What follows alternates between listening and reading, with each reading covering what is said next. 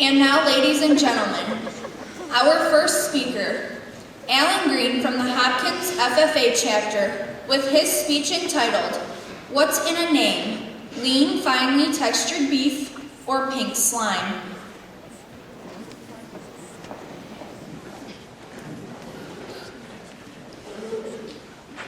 Good afternoon, honorable judges, fellow FFA members, and guests. My name is Alan Green, and I am proudly representing the Hopkins FFA chapter. This afternoon, I will be presenting my speech entitled, "What's in a Name? Lean, Finely Textured Beef or Pink Slime?" Mr. Timekeeper, I am now ready to begin. Perhaps there is nothing I love more than a hot, juicy burger right off the grill. To me, nothing says all American like a medium rare burger topped with lettuce, tomato, and onion and served on a lightly toasted bun.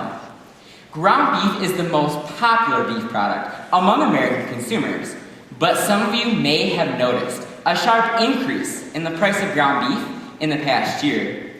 Although there are several reasons for this, let's talk about an issue that's been plastered over the news and social media in the past year. Let's take a few minutes to discuss the issue regarding lean, finely textured beef in retail ground beef products, or as the media refers to it, as the pink slime controversy. Lean, finely textured beef, oftentimes referred to as simply LFTB, is a product developed and manufactured by Beef Products Incorporated to provide more domestic ground beef in our nation's food supply. This product is combined with traditional ground beef at 10 to 20% to pump up the volume, if you will. The process of making LFTB is simple, and it starts at beef processing plants all across the country.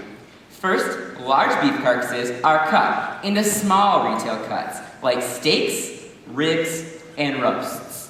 When this is done, trimmings, a mixture of meat and fat, results. In the past, it was nearly impossible to use the beef found in these trimmings because it was impractical to separate the meat from the rest of the fat. However, in 1991, a new process was introduced that made it much easier to do so. To make lean, finely textured beef, BPI purchases raw beef trimmings from processing plants, and they are slightly warmed to about 110 degrees Fahrenheit before placing them into a centrifuge. The centrifuge acts like a large, high-speed mixing bowl, and it spins the trimmings until the fat liquefies, making it much easier to separate the meat from the rest of the fat. The beef is then collected and ground like traditional ground beef, and then treated with a puff of food-grade ammonia gas. Finally, LFTB is pressed into blocks, flash frozen, and then added to ground beef products by processors all across the country. There are a lot of benefits to using lean, finely textured beef, but one of the biggest advantages is simply that LFTB is an economical food product. LFTB uses meat that in the past would have been thrown away, and it helps keep ground beef prices as low as possible for all of us.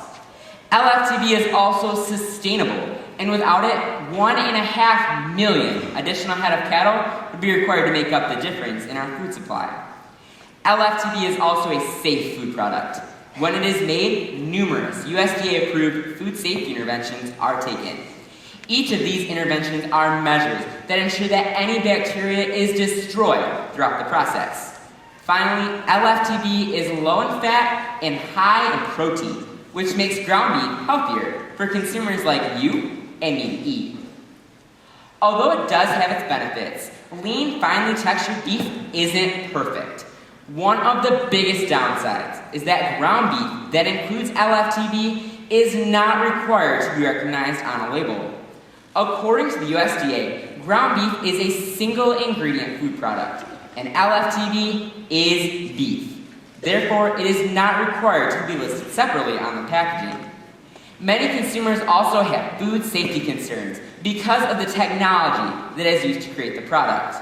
Finally, many consumers believe that LFTB is just unnatural because it uses meat that in the past would have been thrown away. Although lean, finely textured beef has been used in over 70% of our ground beef products for over 20 years, The controversy dramatically escalated on March 7, 2012, when the American Broadcasting Company, ABC, broadcasted a report about the use of lean, finely textured beef in retail ground beef products. The report referred to LFTB as pink slime and described it as quote-unquote beef trimmings that are once used only in dog food and cooking oil, but are now treated with ammonia to somehow make them edible.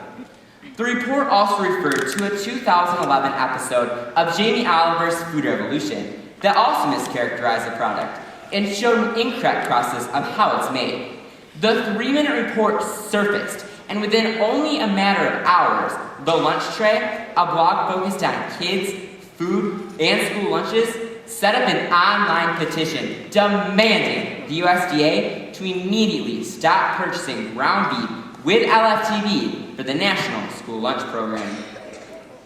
Shortly after the LFTB escalation, several retail grocery store chains began to reevaluate their use of lean, finely textured beef. And on March 21st, ABC News reported that companies like Kroger and Winn-Dixie announced that they would no longer sell ground beef that included LFTB. In a statement released to the media, Kroger stated that LFTB was still safe. However, their customers were demanding that it no longer be used in their ground beef products. Some stores, like Walmart, announced that instead of cutting LFTB completely, they would offer their customers a choice of ground beef with or without lean, finely textured beef.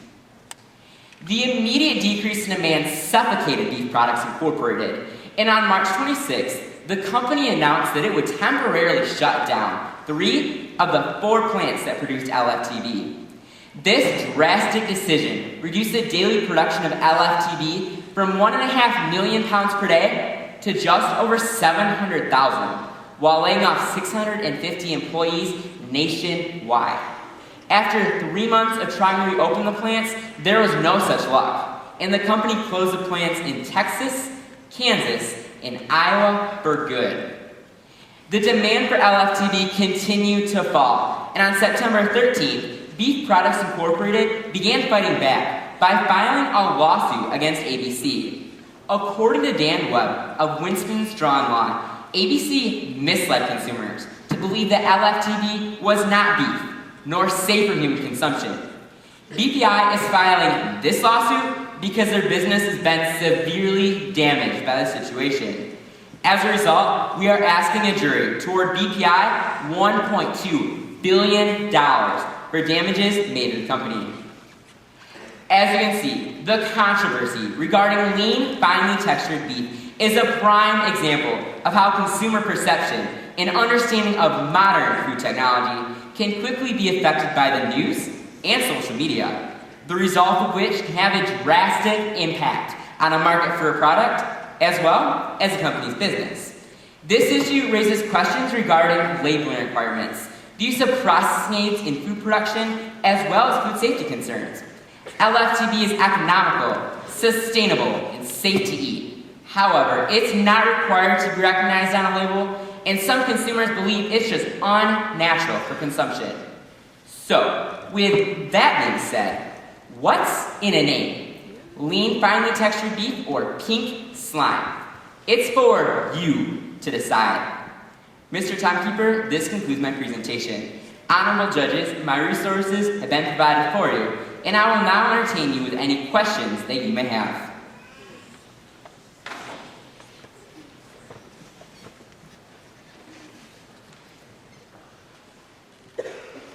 Thank you, Alan. Excellent job. I appreciate your effort to be here today. And I just want a couple quick questions. First of all, I wanted to double check with you. You mentioned in the name it says lean.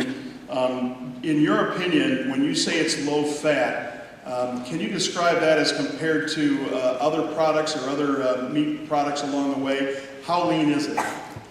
The product lean, finely textured beef by itself is anywhere from 4 to 8% lean, which means that it's very low in fat. Compared to traditional ground beef, which is usually 85% beef and 15% fat, it is much lower. So when it is added to ground beef products, it raises the amount of protein in the product and it lowers that fat content.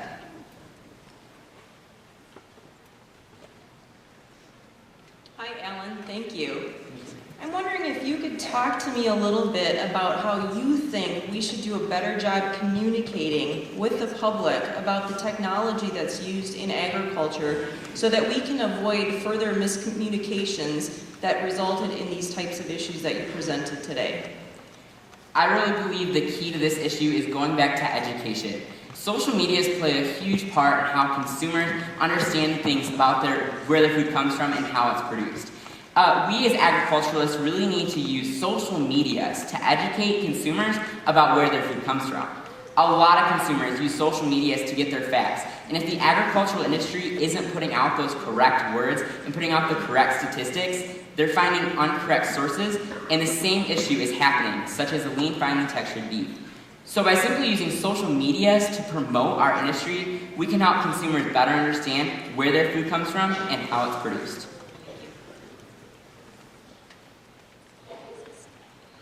Alan, are there other food products that have gone through the same process with ammonia, and have they come under the same scrutiny as LFTB?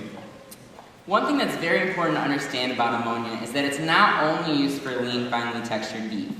Ammonia is used in the production of baked goods, condiments, and so many other products. But no other product really got the media sensation like lean, finely textured beef, even though it is used in a ton of other food products that everyday American consume.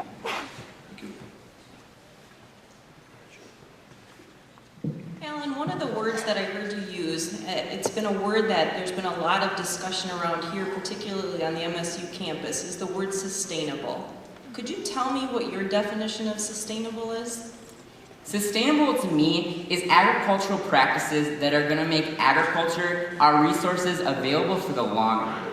It's about using those techniques and those strategies to make sure that the soil that we raise, that we grow food on, is going to be the same in 50 years. It's about looking at what we're technically doing right now and making sure that in 50 years it's still going to be practical and we're still going to have those same resources available for us in 50, 100, and even more years away. Alan, I wanted to clarify one of your numbers. Earlier, I think you said there was a lawsuit pending for approximately $1.2 billion. Was that correct? That is correct. Okay, and I wanted to double check with you. That relates to the company. Do you have any economic impact statements related to the overall impact to the agriculture beef industry as a whole?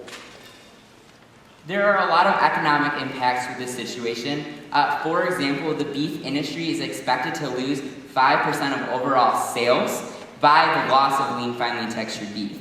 Also, immediately following the ABC's news reports, the demand for ground beef dropped significantly, with Kroger reporting that 20% sales loss in ground beef. This isn't not just a bad thing for beef producers, but the agricultural industry as well. Alan, the school lunch supply also had industries saying that they weren't going to use fine textured beef any longer. What can FFA chapters do to promote the use of it in their school system? Once again, it really just goes back to education. FFA members play a huge role in how other consumers understand things of where their food comes from and how it's produced. As FFA members, we can go to our school lunch program boards and talk to them. Talk to them about the pros and cons of lean, finely textured beef. Let them know that although there is a lot of misinformation out there about it, it's also a safe food product, and it's going to lower the amount, the price necessary to run our school lunch programs.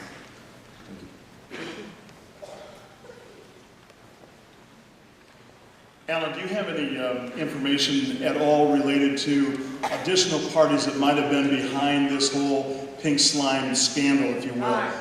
Thank you very much. Thank you.